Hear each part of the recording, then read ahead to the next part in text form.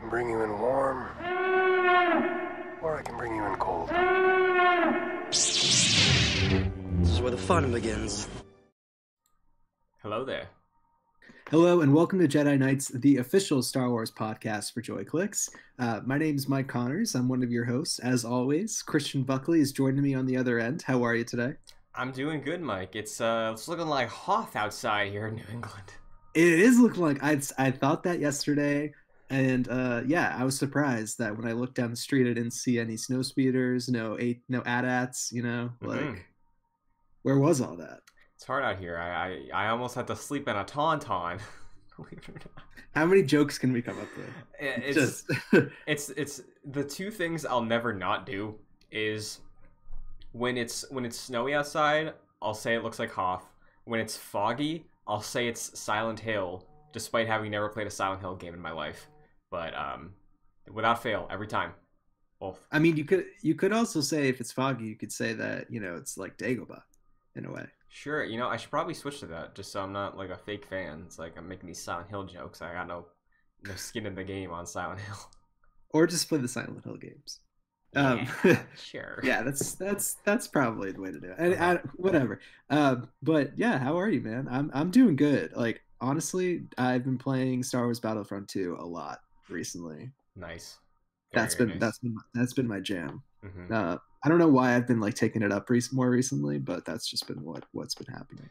Yeah, I outside of the reading Light of the Jedi, I finished it like 2 days after we recorded last week, so it's been about a week.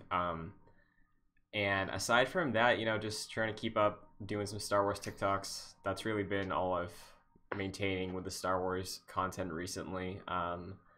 But I ordered last night. I ordered Into the Dark, so the Claudia Gray High Republic book should be getting here in the next couple days for me. So I'm excited for that too, because obviously loved Master and Apprentice. But True. So yeah, speaking of Light of the Jedi, that is something that we're going to be talking about later on in the episode. But I feel like we should start the episode off the way that we always do, with our segment from the Jedi Archives.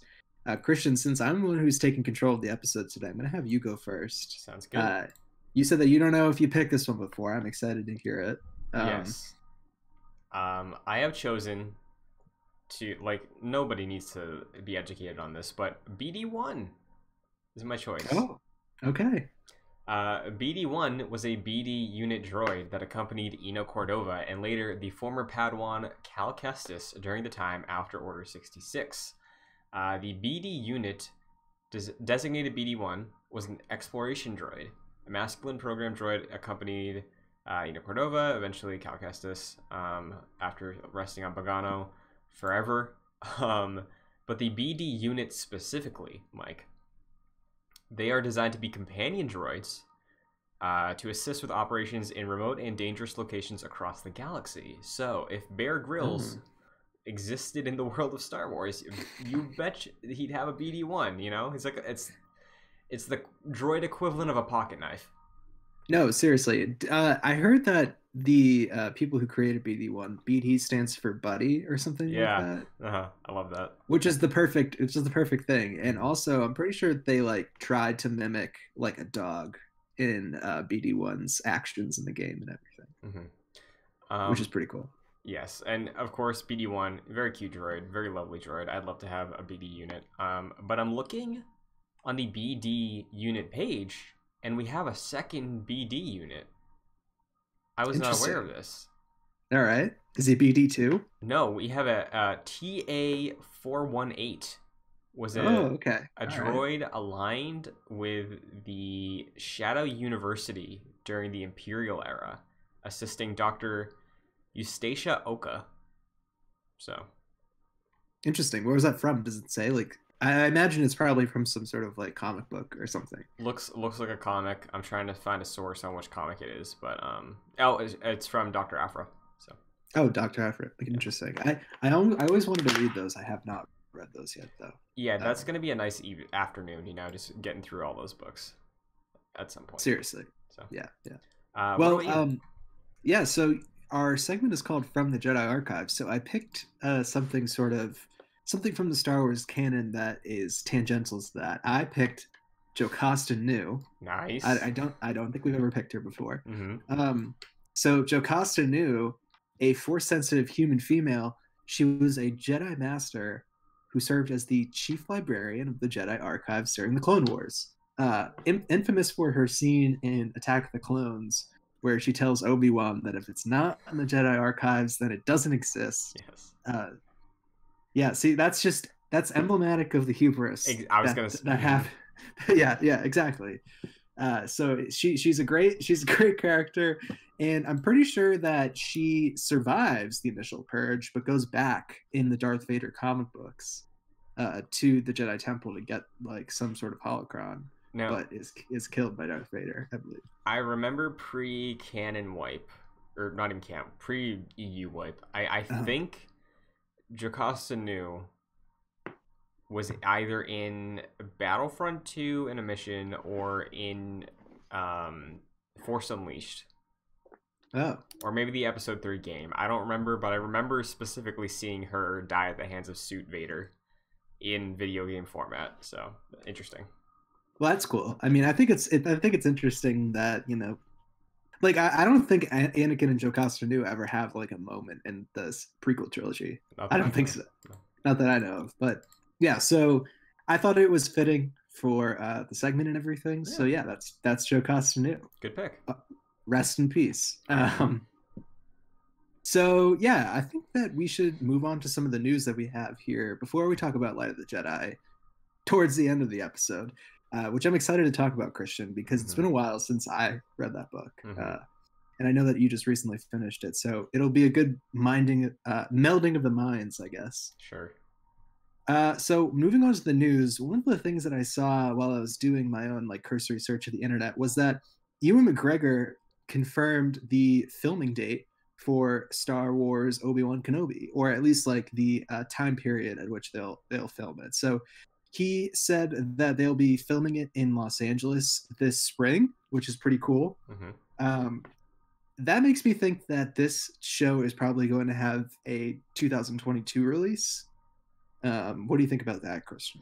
So I'm confused slightly. Maybe this is just him, like his stuff, because I do believe that Kenobi's been in production since early January, or at least maybe they were still building sets. I don't know, but I remember there was some footage of some set construction in, I think, London or something. But if Ewan is starting in spring, then yeah. I mean, I never really, and I don't think you did either, assumed that we'd get Kenobi starting this year. But I don't think this rules out seeing something like a trailer or something like that. No, I think we'll definitely see some sort of trailer. I don't remember. Did we ever cover what you were talking about earlier, Christian? About? I don't think so, because like, I don't think it was anything major. Like, there was no footage of the set. It was like tarps and like metal chain link fences around the area where they were building stuff. Interesting. Well, I mean, it could have just, like you said, they could have just been like building sets and stuff. Yeah, so and depending on the scale of the show too, like, you know, Din Djarin isn't in every scene of Mandalorian, right? Like, there's some scenes without him, so. That's true. Though I would hope that like Obi-Wan would be in most shots. Like, I don't. Yeah. Anyways, but one other thing that he said, it was interesting that I got this news from Star Wars Newsnet, but Ewan McGregor actually talked with the comedian Eddie Izzard, I think, on his like podcast, which is kind of funny. Okay. But he also said that the show will be shot on the stagecraft volume technology that was made famous by The Mandalorian. We've talked a lot about this before. I believe that's like the 360 sets and stuff. Yeah.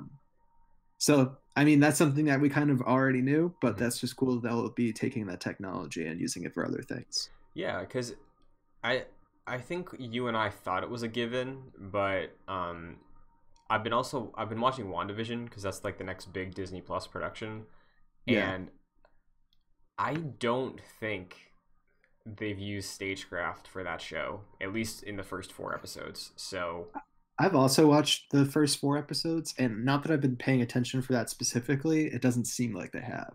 Yeah, because like it seems like there's a lot of outdoor shots, like a lot of exteriors and like neighborhoods and highways. So like I think it's not a given.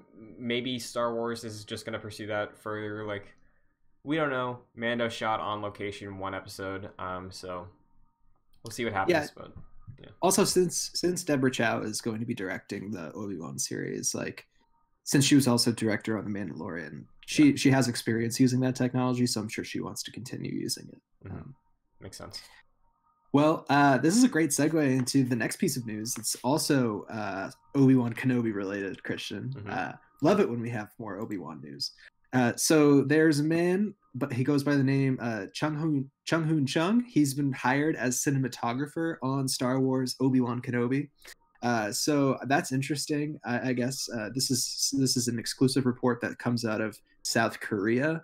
The news website Cine21. Mm-hmm. It hasn't been confirmed by Lucasfilm or Disney. Let's just put a little asterisk on it. But so Chung Hoon Chung has been he's been a cinematographer for The Handmaiden, which he also won an award for. The movie Old Boy, Hotel Artemis, Zombieland Double Tap, the upcoming Edgar Wright movie Last Night in Soho, and Uncharted. So yeah, he's a Korean cinematographer, and if this is true, then he'd be the first Korean cinematographer in Star Wars history. That's very interesting. I saw Old Boy. I don't know if that's the original or the remake. I'd assume. Hotel Artemis was a Hollywood production too, so maybe it could have been either. Last Night in Soho, I'm excited for, and if Edgar Wright is approving of this man for his films, which are very stylistic in the way they're shot, then like I'm down. You know, obviously we've seen a lot of directors or creators get brought into Star Wars that have, or even any Marvel thing, that have such a flair that they're able to fit it in line still with like the visual language of whatever IP. So I'm sure it will still feel like Star Wars, you know, like Taika's episode felt like Star Wars still, but exciting news. Yeah, for sure. I mean, I obviously I'm not familiar with Chung Hoon Chung's work like myself, but obviously, you know, Deborah Chow probably has a say over this too, and if she approves, like you said, if Edgar Wright approves, then I approve, man. Let's get it. Yeah, that's pretty cool. I just thought it was interesting, something to note. So moving on from that, Lucasfilm has hired a Netflix executive as vice president of physical production. So her name goes by Mamita Sengupta. She's a former Paramount and Netflix executive. And so this comes from Deadline, the website Deadline. I believe that's also a magazine, right? I think. All I know is like Deadline, if they shoot a shot, it's normally accurate.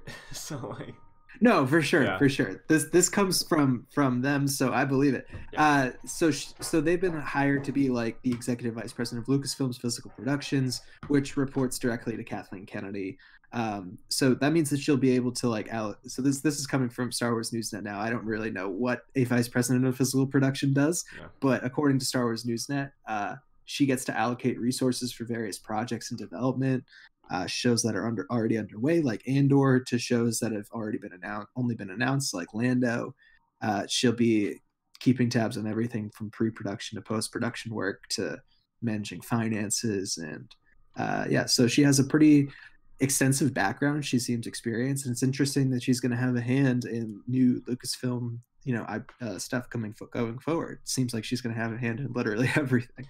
Yeah, I'm looking right here. You wrote that she worked on at Netflix in a similar position from 2018 to 2021.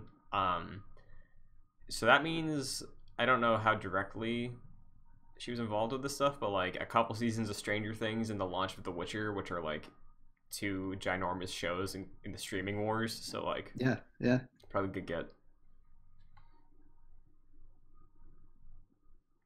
Tiger King too. Oh sure, yeah. That was, I forgot that was last year. I thought you were saying something else, so sorry for that awkward pause. Oh no, all good.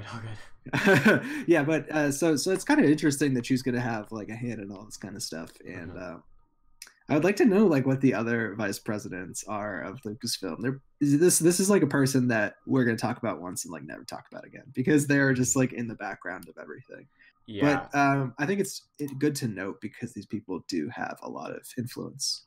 for sure. And I think it's funny because this type of job is something that a lot of like the toxic people associate, like Kathleen Kennedy does all of this stuff, you know? Yeah. And like it's just seeing that there is a position that somebody's hired into that is overseeing allocation of funds that's like not like every time we get a news drop like this, it's like, oh, so yes, the people who complain specifically about this individual have no idea what her job is. No, for real. And I mean, like the Deadline report also like makes the point that this, Mamita Sengupta, she's going to be reporting directly to Kathleen Kennedy, and like Kathleen Kennedy, you know, that she knows that like all of the blame is going to fall on her shoulders if she's like, her position. That's just like what comes with it. Mm-hmm. But yeah, you're right. People totally fail to acknowledge that it's not just her that's unilaterally making all these decisions. It's these people as well. Mm-hmm. So. Yeah, congrats to Mamita Sengupta, though. Seems like she's been working towards something like this for a while, so yeah. Congrats to her. That's awesome. Dream job. Seriously. So yeah, moving on to something a bit lighter, I thought was cool.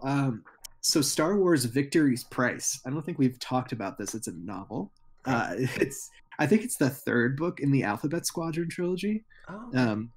So I believe, there have been 2 books that have come out of that, mm-hmm. right? Right. So this is coming out on March 2nd. It has a new excerpt that was released. So if anybody's interested in the new Alphabet Squadron book, the third book of, I think it's a trilogy. Maybe there's going to be more. Star Wars Victory's Price is the name of the book. Go read it. That's cool. Mm-hmm. Also, Into the Dark by Claudia Gray comes out today. Hell yeah. As we talked about before. I have, like I said before, I have that Amazon gift card that I grabbed at Christmas, and I saw yesterday. I was like, oh, I did this at like 11:45 at night. I was like, wait, so tomorrow is when Into the Dark comes out. The hardcover is on sale for $13 as a pre-order. Is that automatically going to go up to 18 when the clock hits midnight? I didn't want to wait to find out, so. Did it go up? Because I haven't bought it yet, and I probably should. I don't know. I can check. I mean, is there any specific hesitation for you? Or no, I will still buy it at $18. I just forgot about it, to be quite honest with you. Yeah, I'm excited for it because, like I said, Master and Apprentice. Maybe it's just because it was our first book we read for Star Wars, but like I really like that book. I like Claudia Gray's writing style, and it's probably going to feel like a spiritual sequel to that because she is writing again about a master and apprentice in the world of Star Wars. Yeah, totally. And similar to Charles Soule, she has a pretty huge task of, still building out this period, the High Republic, because there hasn't been, in the grand scheme of things, there really hasn't been much content from this period yet. Mm-hmm. She's in the ground floor, if you put it that way. Yeah, so I'm looking right now. It is currently still $13.20 for the hardcover. All right, gonna have to do it. But yeah, no, say what you're gonna say. I was gonna ask. This is the first of the like YA books, essentially. Yeah. Where the adult books begin with Light of the Jedi and follow up with The Rising Storm, I think. So I'm looking right now. They have a couple books let out here in this 12 to 18 range that I was not aware we had titles and authors attached to. Oh, interesting. Mm-hmm. Can you read some of them? Out of the Shadows is coming July 2021 by Justina Ireland, who we've talked about before. And the next one is Race to Crash Point Tower from Daniel Jose Older. So both of those are also, or that one is also hitting summer 2021. And so those are those supposed to be like Into the Dark style ones, or like even younger than that? These are all in the 12 to 18 YA age range. I think. Interesting. I'm gonna see how I like Into the Dark in terms of like its complexity compared to Light of the Jedi, I think. But the main reason I'm in on this one is because Claudia Gray, I think. Totally. I also have read Bloodline Mm-hmm. by her, which follows Leia's story after Return of the Jedi. Mm-hmm. And yeah, I have to agree with you. She's an extremely good writer. I think out of all the Star Wars books that I've read, which hasn't been many, she's up there with like Timothy Zahn, definitely. Yeah. So I'm excited to read this for sure. Big Claudia Gray fan, just like you, Christian. Yeah, exactly. Mm-hmm. So yeah, why don't we move on from that sort of news and turn to EA and Star Wars Battlefront. Mm-hmm. Now, I wish I was talking about Star Wars Battlefront 3. Don't we? However, that's not the case. We're going to be talking about Star Wars Battlefront 1 and Star Wars Battlefront 2. So Walt Disney Records, they're finally putting out the original soundtracks for Star Wars Battlefront 1 and 2. Not the original ones, the EA ones. The ones that came out in 2015 and 2017. Now, Mike, so this is great. What? Isn't the music just the Star Wars movie music? So, Christian, the music is not just the Star Wars movie music. If so, they would just be John Williams, right? Yeah. So the composer's name is actually Gordy Hobb, I think. And this person has also scored Respawn's Jedi Fallen Order and Squadrons. Oh boy, yeah, that Cal Kestis theme is great. It's really good. No, for sure. And I mean, obviously, Gordy Hobb has the approval to use John Williams' themes and motifs as he sees fit. But yeah, it's completely his work. He also does this. I just thought was funny. He also did BioWare's still ongoing The Old Republic, so he does the music for that, and Connect Star Wars. So what'd you know? Did Gordy Hobb write I'm Han Solo? So no, I think that's a specifically like Connect dance. Okay. Okay. If only he did that. Because what a resume that would be. It's like, I orchestrated Battlefront and Battlefront 2. I wrote a new theme for a brand new Jedi in the Star Wars universe, and I also wrote a parody of Riding Solo. Yeah, Jason Derulo's Riding Solo. Yeah. So yeah, I wish he did, but no, he didn't. I actually think I had the Connect Star Wars game. I like got to Connect like when it all happened, like back in the day. Way too overhyped for what it was. It kind of sucked. That's just my opinion though. But I was looking at this I think it was on Star Wars Newsnet that I saw this news, and it made the point that the Epic Game Store recently gave away free copies of Battlefront 2 for a week. I think we had talked about that. Yes. And I don't know if we had talked about this specifically, but there were 19 million unique new players on Battlefront 2. That is astounding. Yeah. And I believe EA Star Wars, or maybe the DICE Twitter account, like linked to that article, and they were like, "Hey, thank you so much. Unfortunately, we're not doing any more updates, but we're glad you're having fun." And I was like, I don't know. I still don't get why they canceled live service for that. I really think it's probably because they had to put their efforts towards Battlefield 7 or whatever's the next one. Yeah. And I would imagine because of EA, like the company, the way EA is run, I would imagine that like they'd probably be talking to DICE, and they're like, I imagine DICE was like, they pitched the idea of like, hey, what if we just kept building up Battlefront 2? And of course, like EA was probably like, hey, you got new consoles, you got new power, make it better, do it again. Yeah. So I'd imagine. Well, that's I feel like at some point we're gonna get like a Battlefront 3. Oh yeah. God, I hope so.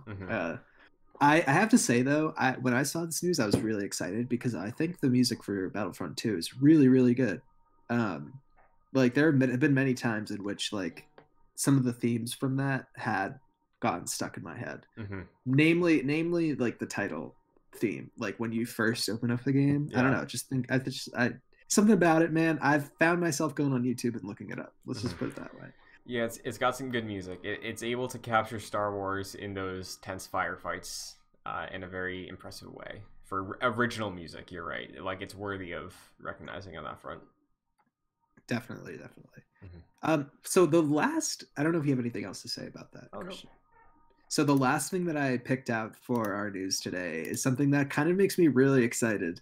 Hasbro Pulse revealed Lucasfilm's 50th anniversary products, including a ton of new Black Series for the 50th anniversary of Lucasfilm. Mm-hmm.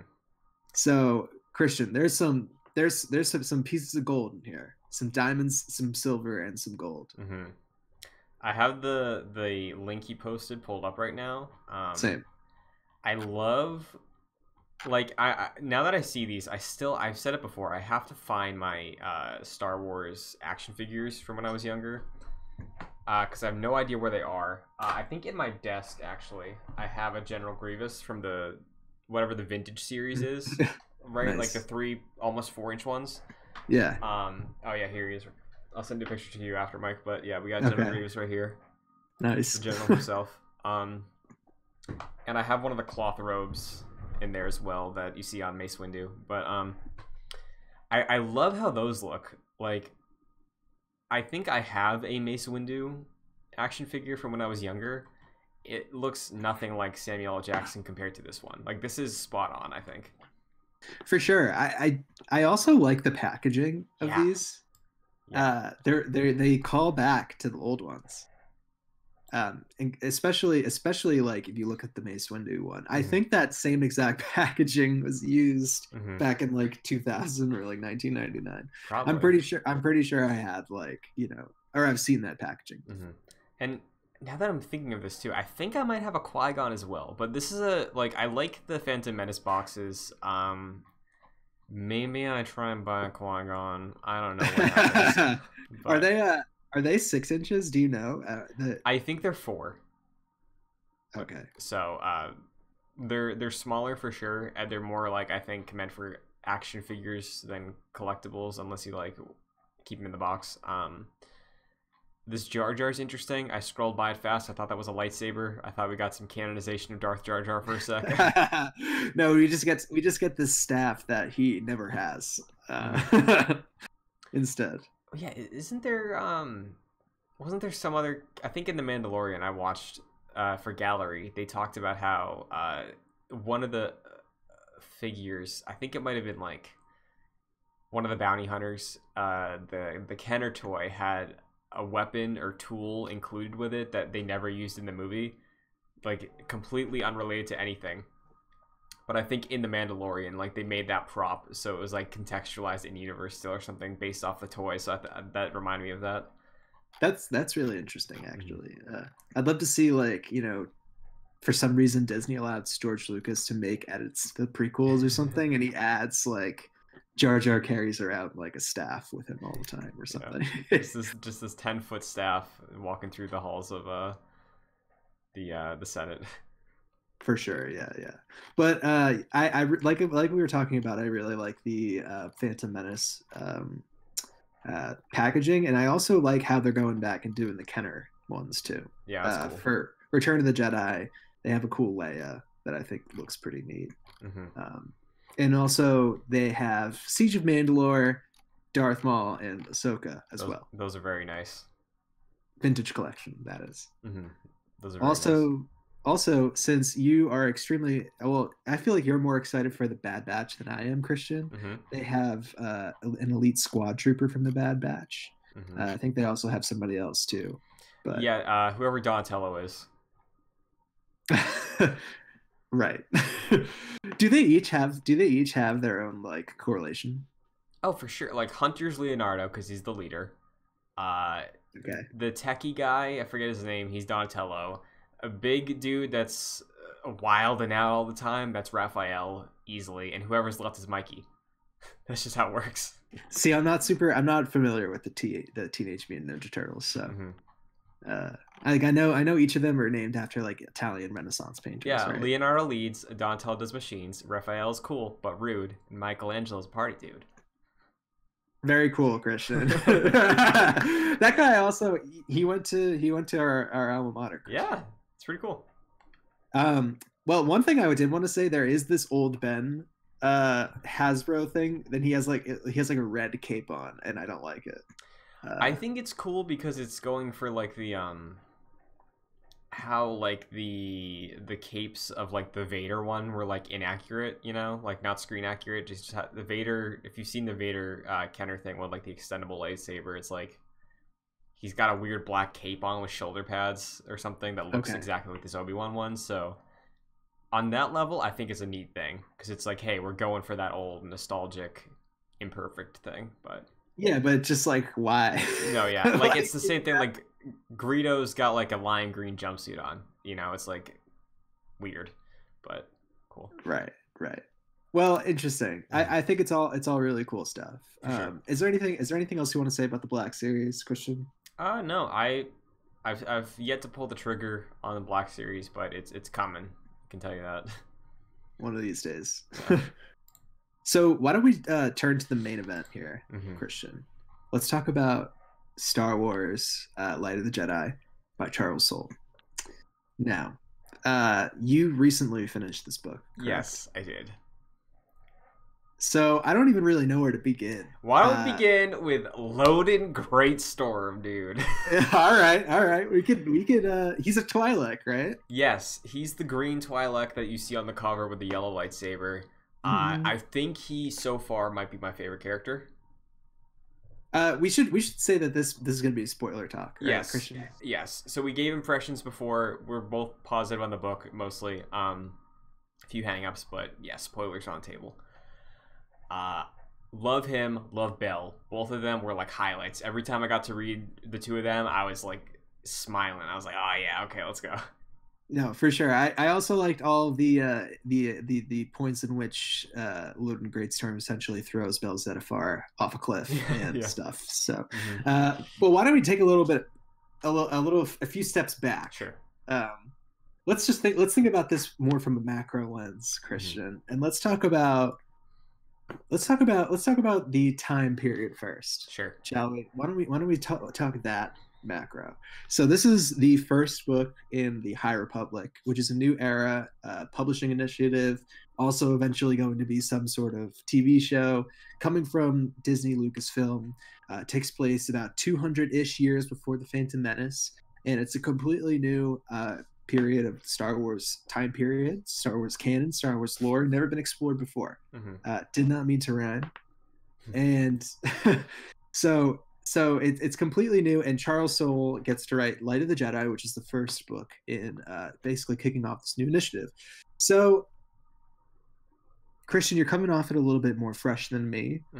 Why don't you give some thoughts about this new time period overall? The High Republic, Sure. It's not quite the Old Republic. It's not quite the Republic we knew, but it's high and mighty. Yeah, I think I like it a lot. And I really enjoy learning about all these things. One of my favorite things, and I forget if we brought this up last week, is the idea that, and I think this contextualizes the entire Star Wars timeline so well, like, they don't understand hyperspace. I love that. I love that so much. That's so cool.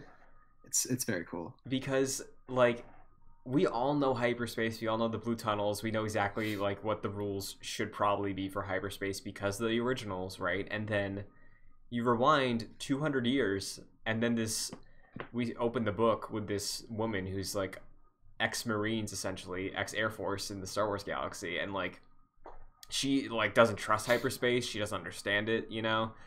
I think that's so cool because that is evident of what I think the High Republic does so well, where like it takes something that we know and recontextualizes it in a way that makes it feel new and exciting and shows how far we've come with the Skywalker saga versus like where we began and where we're not even touching further in the past, you know.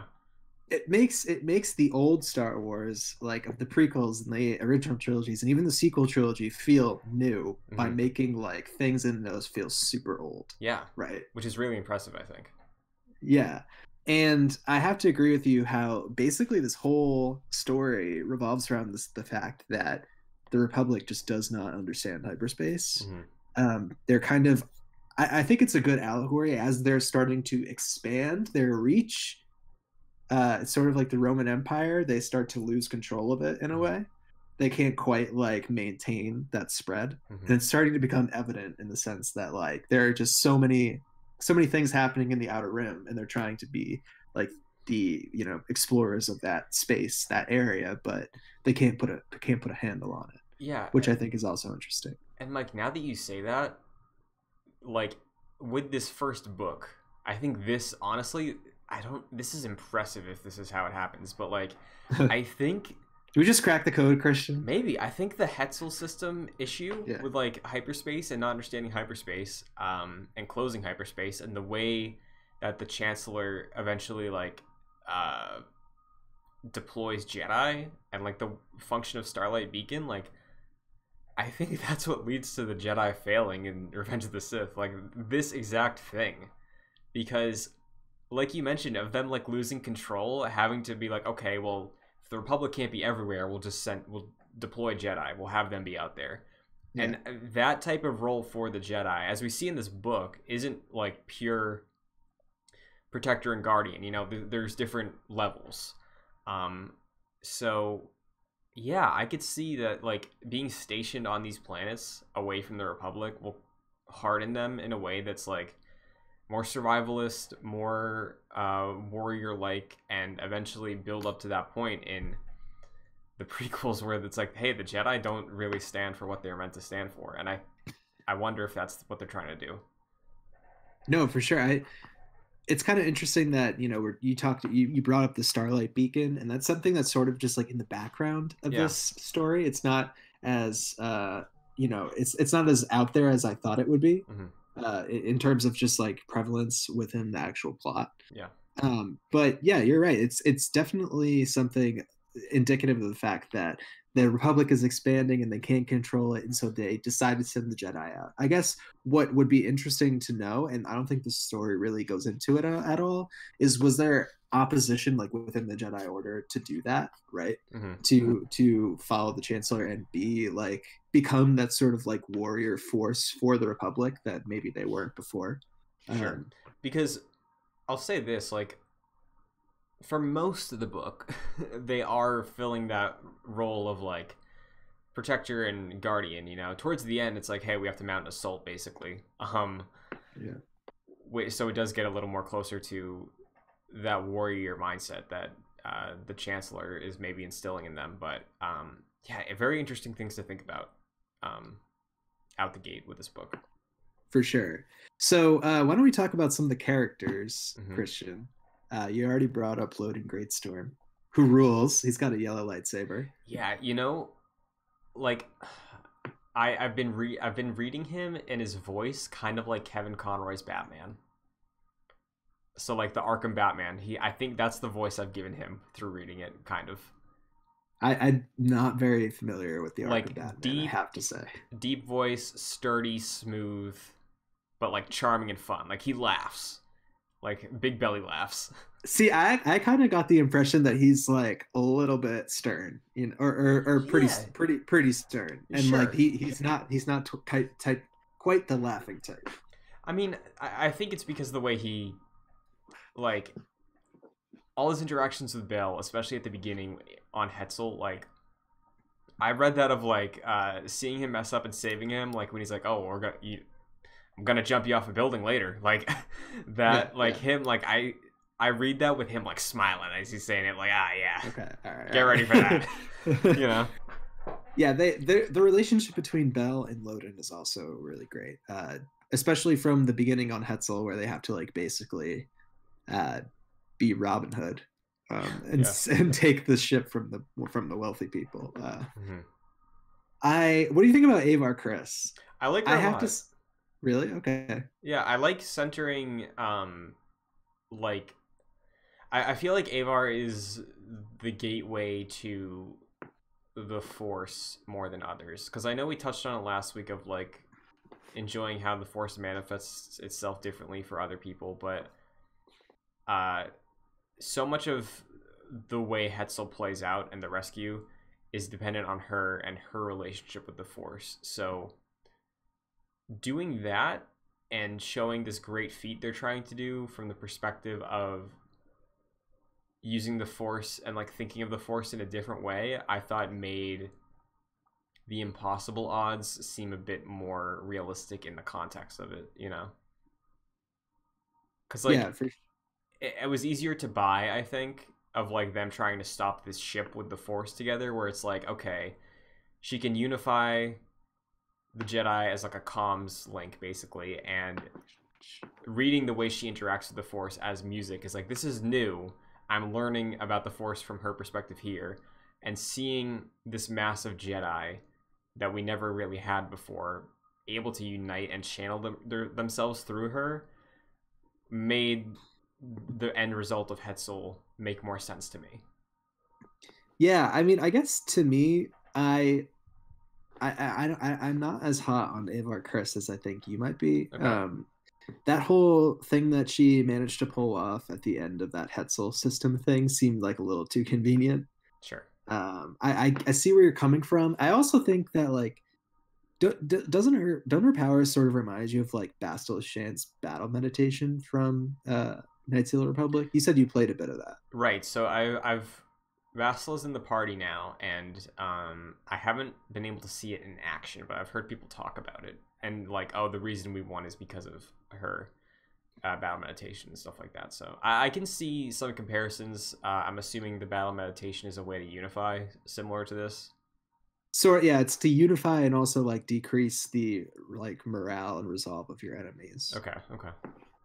So yeah, I mean, like honestly, they mostly just talk about it in that game. You probably but like I don't know. I just feel like she wasn't as like to me, she wasn't as compelling as some of the other characters. Like I didn't really understand like if she had any like internal conflict really. I guess like she has a thing with Elzar Man. Yeah, which I think is interesting, Mhm. but I also think like Elzar Man with like the way that the book describes him as being more like free thinking with the Force and like trying to do like hippie stuff with it, I think is like more interesting than like Avar. She seems like the goody two shoes. Sure, I can see that, and like I think in her role of this story specifically, because we'll see more from her obviously, but like, oh for sure, yeah.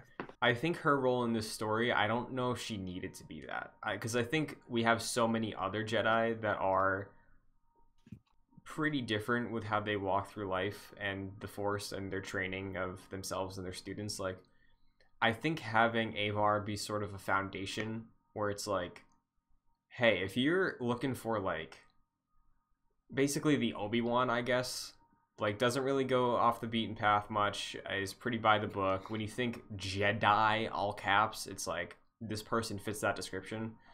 I think that's what she was meant to be for this story. And I think having her Force powers be such an interesting concept of like she hears the Force as like a music thing, I think that was the hook they gave. And then in the future, because I feel like main character vibes from her, that we'll see her conflict throughout this change for the Jedi Order take more of a spotlight, you know. But for now, I think she's more of that rock, like literally, because she was at the battle, and then like for the narrative as well. No, for sure. I mean, like, yeah, you got to take it with a grain of salt. It's only one book. She's going to be in a lot more, so I'm sure she's got a lot to grow. So I'm not counting her out at all. Yeah. I'm excited to see where her story goes. Me too. What do you think of what do you think of Elzar, and then quickly Buryaga, who's like my favorite? Yeah. Elzar on the same page as you. Like, it's interesting that kind of Qui-Gon vibes of like, you know, wants to just mess around with some theories. I think there was something towards the beginning where like in his introduction they were saying, like, I think it was when Avar was like checking in on everybody. She was like, "Oh yeah, he's away right now, but I can hear he's coming to help." And it gave a quick aside about, because this book has a lot of those, a quick aside about the reason he's not like fully recognized by the council is because he wants to have that free reign of like being out there testing some things out. master of none kind of. Like I think it's an interesting Yeah. approach to a character for this Jedi Order that we're learning about. So what about you? I also agree with you. I think it's cool that he definitely does have Qui-Gon vibes. But he looks a lot more young and hot than Qui-Gon. Sure. Because he's on the cover too, I think. Yeah, I think I said what I had to say about Elzar. I think he's cool. I really love Buryaga. Oh, me too. I'm sad that we only got one chapter with him. Yeah. I mean, Buryaga's also in the Children's Reader, I think, right? They're front center in that, yeah. Yeah, I like Buryaga a lot too, because I think in our impressions we touched on it a bit, but just the concept of a Jedi Wookiee, I think there's a lot of potential there. If I was looking for growth from anyone, I think I want more of it from Buryaga, just to like flesh out what it's like to be so incredibly different from like your fellow Padawans, you know, of just not really speaking basic, really sort of trying to juggle the ideals of your culture versus the ideals of the Jedi. Like, I feel like Buryaga, based on the alien species we know a lot about the Wookiee like life culture in ways we don't know about like the Duras or like anybody else, you know. So I think there's an interesting conflict there that we could explore more with Buryaga. I think I brought it up in our impressions video too. I like how the Wookiee is the one who's like most in touch with his emotions. Yeah. I think that's interesting. Quickly, just like briefly touching on the Nile. I think we talked about this in the impressions video. I think they're a pretty cool enemy. And I also think Marchion Ro is also pretty scary. Yeah, I like Ro too, because I hadn't had much experience with Ro last time when we talked. I see where you were coming from as like operating in that position. I think you compared them to Darth Vader slightly. Slightly, yeah. Yeah.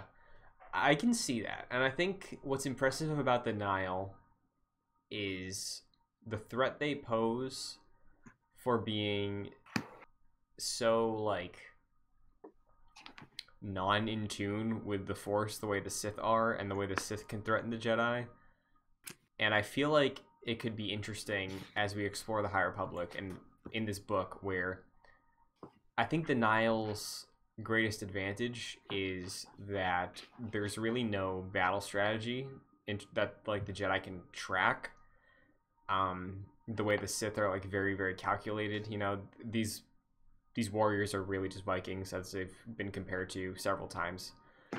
But I think the brutality of Vikings is something the Jedi can't plan around consistently the way you can with a tactician in like a Civil War or a Clone War or something. And like just the number, I feel like having a large number of troops or supporters or warriors in the Nile can really show how incredibly powerful the Sith is. Like, if it takes an entire army of Nile to pose a threat to the Jedi Order, and they can walk out clean but still have a lot of loss and struggle, and we see the Jedi Order fail because of like 2 Sith, I think that's going to be really interesting too, like in hindsight. No, I think what you were saying about how like the Nile are pretty unorganized compared to the Sith is kind of essential in like my analysis here, which, bear with me, I'm not sure if I'm going to make any sense right now, but like the Nile are so chaotic, right? And it seems like they pose a threat to the Jedi like in their chaos, right? Just because, like you said, Jedi can't sort of, you know, combat that. And the Sith, like, you know, they're very deliberate and everything. It's interesting because, like, right now, and this is something that I wanted to touch upon, the Jedi of this book seem like they're pretty lax with like all their rules and everything. But the Jedi of the prequels are extremely dogmatic, right? So it's sort of like the same sort of evolution, that the Nile are chaotic. The Jedi in this book seem way more chaotic than the Jedi in the prequels, right?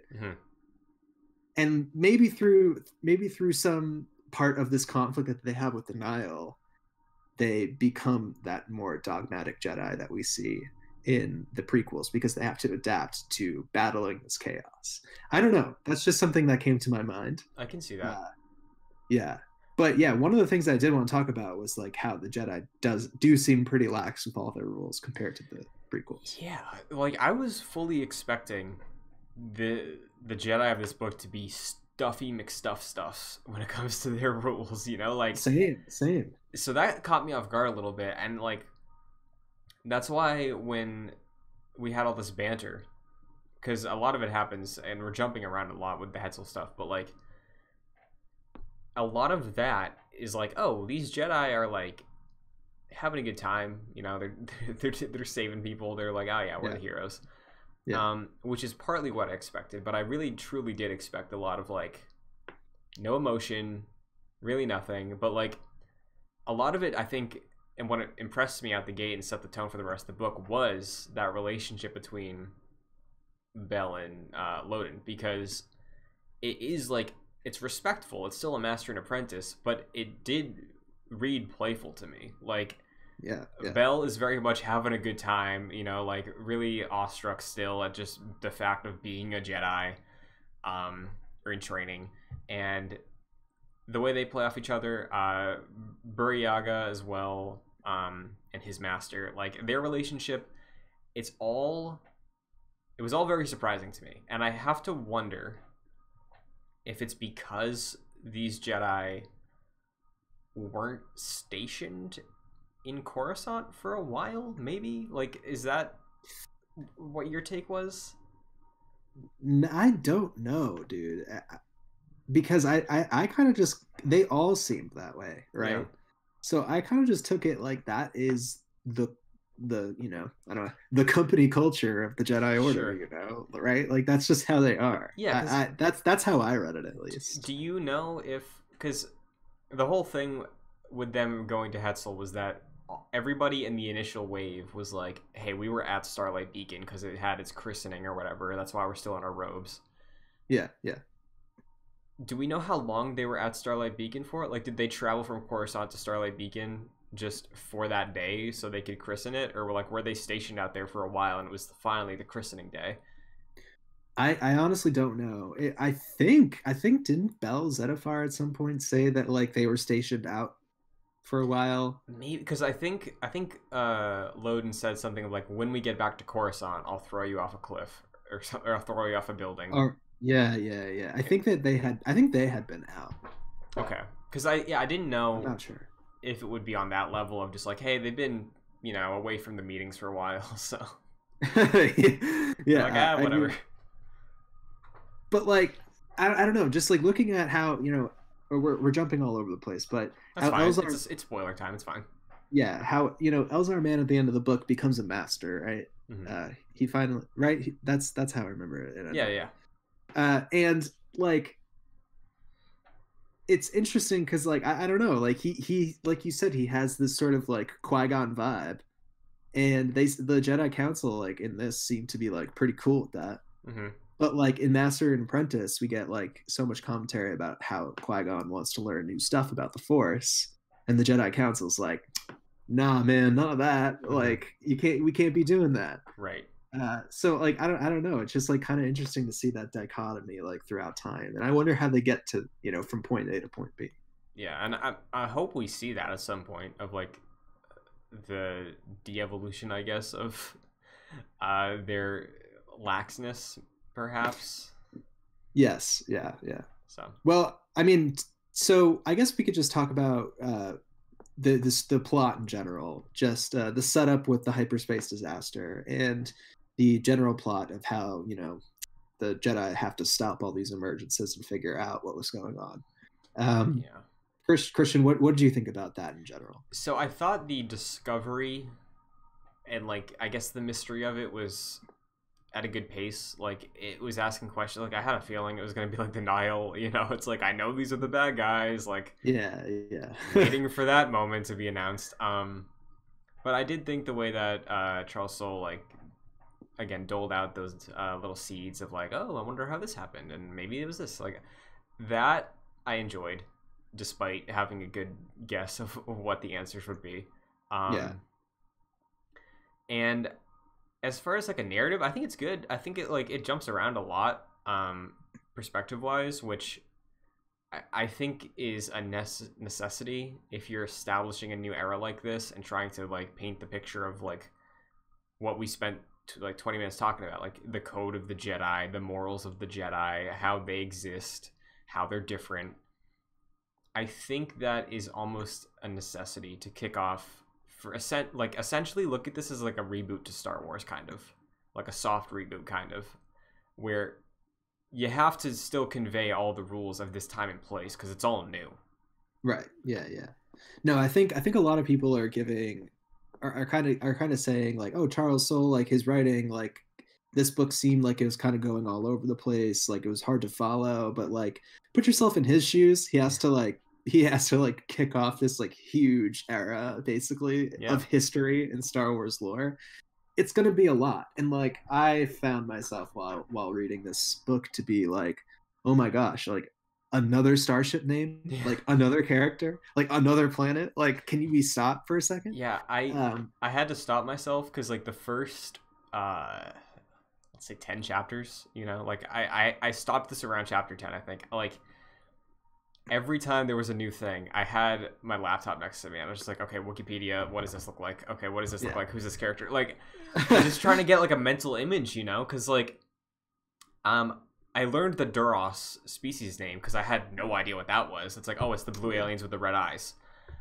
Yeah, with the big heads. Yeah, exactly. I like no idea what that was. I was like, what's a Duros? How should like? Why should I like? I'm pull up Wikipedia. I'm like, okay, what is this? Oh, it's that. Okay, like yeah. I was doing that so often in the first like quarter of the book, and I was like, I had to stop because I was like preventing myself from progressing at a good pace because I was like, just go with it, like just go. I actually literally had the same thing. Like I was looking everything up, and I was like, this is just like it's taking me way too long to read this. Mm-hmm. Yeah, I mean, like that was kind of a downside to me of the book. And I guess it probably could have been better if the book was longer, and I think the book could have been a lot longer than it was. Because you and I were both kind of surprised for like the first book. I was expecting this thing to be like 480 pages, 500 pages, like 500. I was thinking. Yeah, and like it's an easy read, I think. Outside of having to stop yourself once in a while, but I do like the way it painted the picture of the High Republic. I think it was successful in that, despite feeling a little scatterbrained at times. I definitely agree with you. I think it did a good job getting the point across, and I enjoyed it overall. One of the things that I did want to talk about that I'm not really, I don't know if I'm interested in like Charles Soule's, like this is kind of me just being a nerd now. I don't know if I'm like that impressed by like Charles Soule's like prose writing. It just didn't seem very detailed to me where it could have been.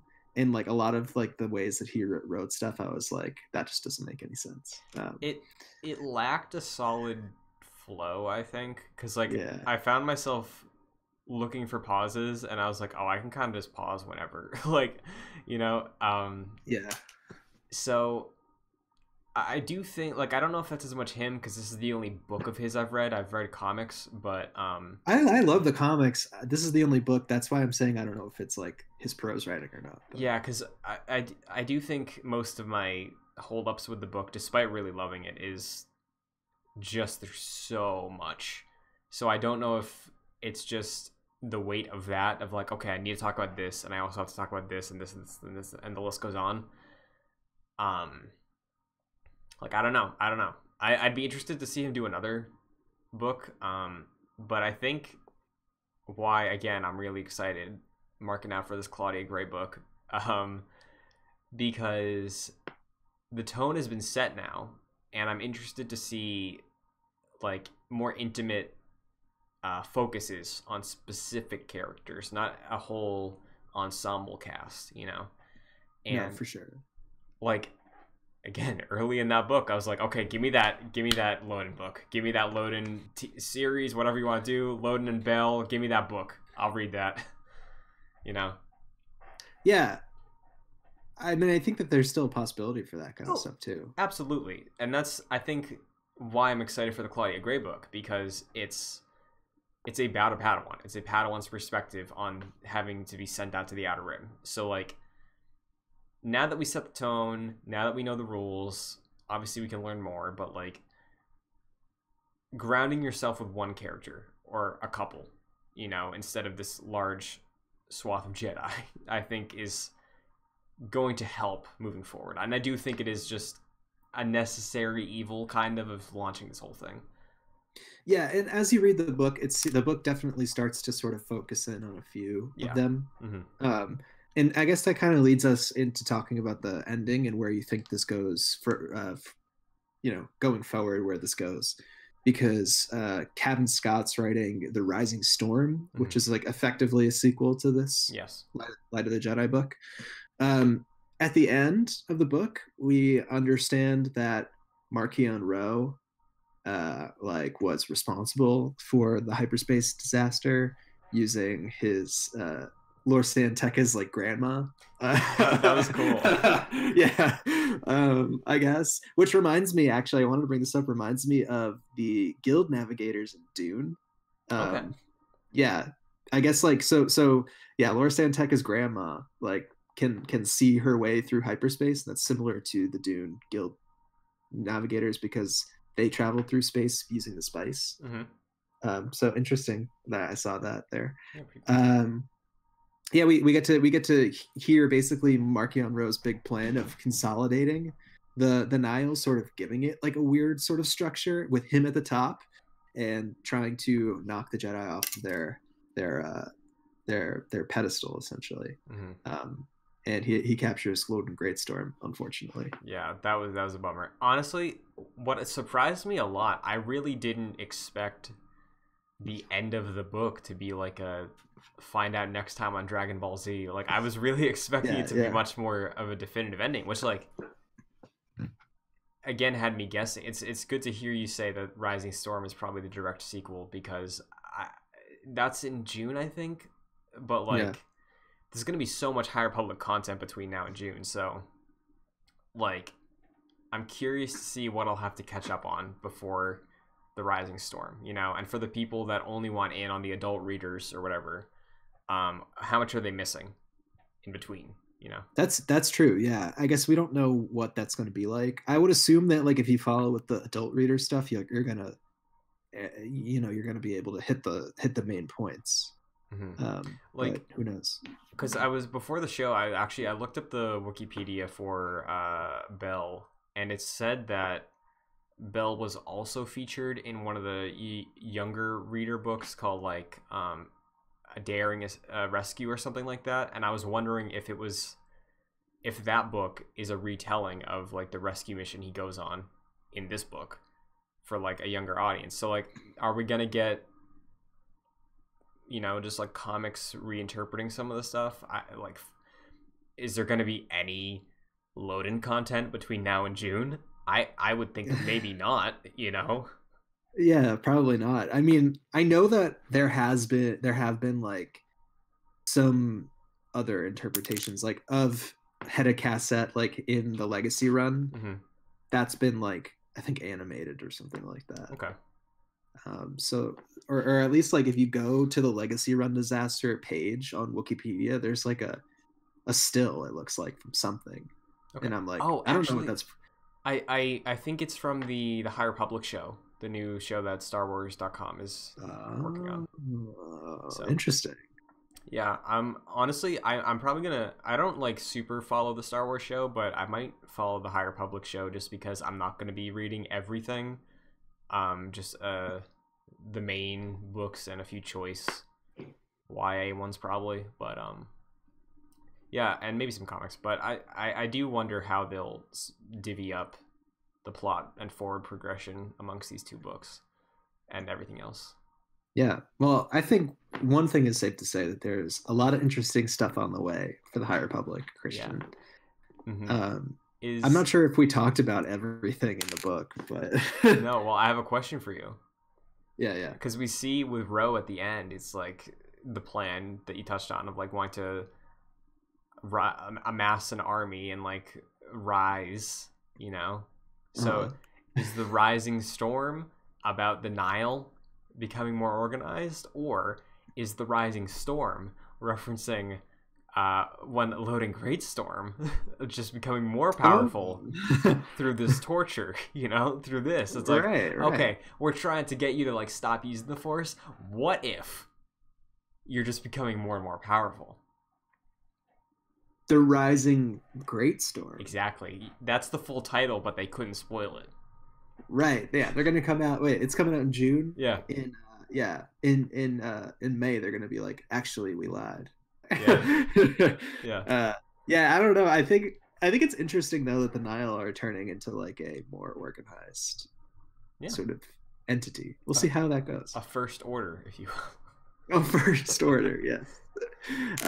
Well, I think that's a good place to wrap it up, Christian, unless you have anything else that you want to talk about the Light of the Jedi. I loved it overall. Oh yeah, I really, really enjoyed it.